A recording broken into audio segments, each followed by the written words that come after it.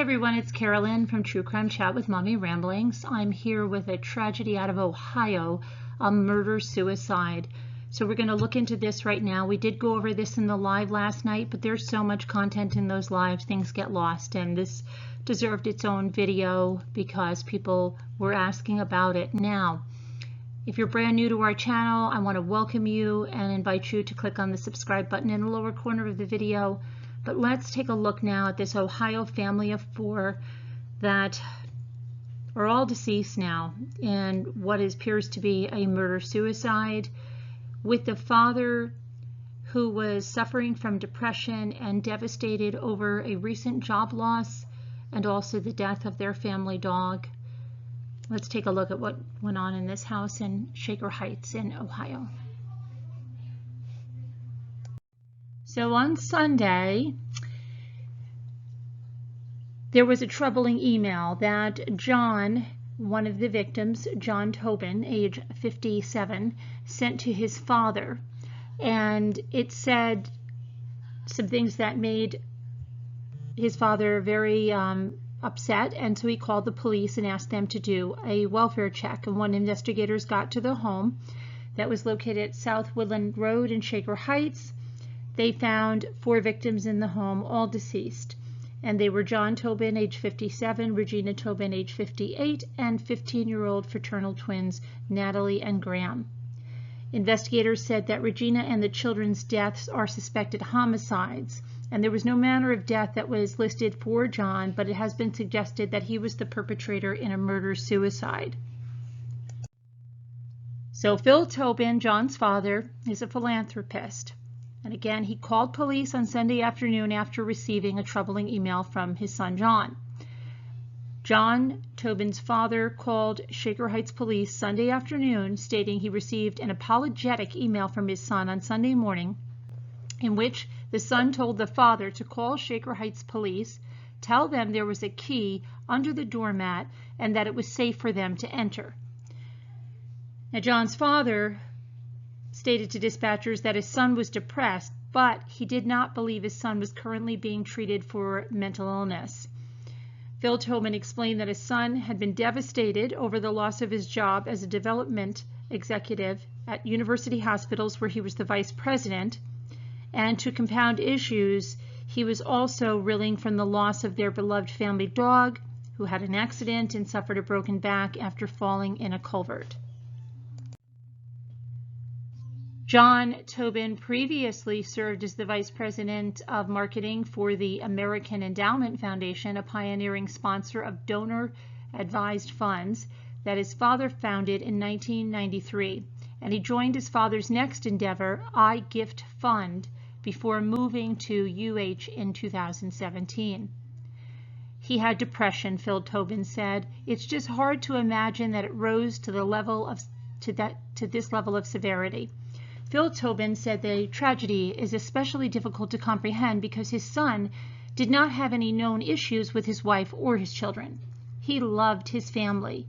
He could not have been a better father, Phil Tobin said. That's what makes this so difficult.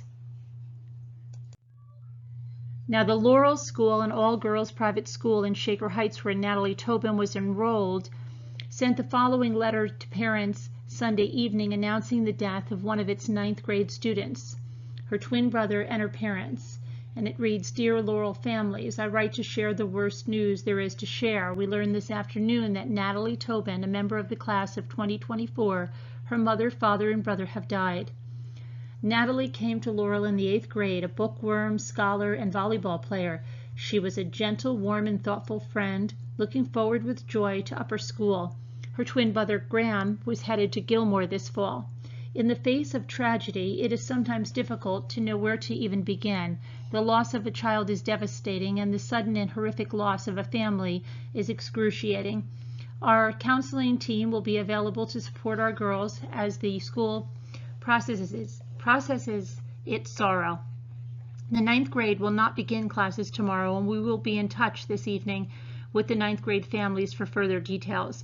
As we know, there is no single way to react to tragedy or to process sorrow. Some children will immediately break down and others will seem unaffected, but may be deeply sad.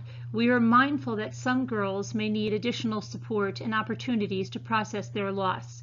For others, too, the loss may be compounded by ongoing struggles, including the fraught circumstances in which we find ourselves. We hope that the resources below will be helpful, particularly since families are less easily able to connect with one another face to face. We hope that you and your children will continue to connect with community members virtually, and when safe, socially distanced opportunities arise. Our counseling staff remains available and committed to supporting our students and families as well.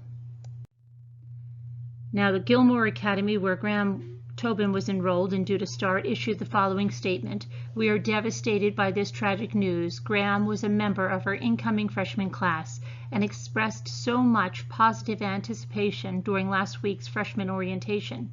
Our prayers are with the entire extended Tobin family.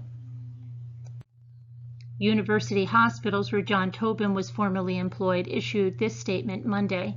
John Tobin was Vice President of Development in Harrington Discovery Institute at University Hospitals. We are saddened by this tragic event and have offered counseling to those who had worked with him.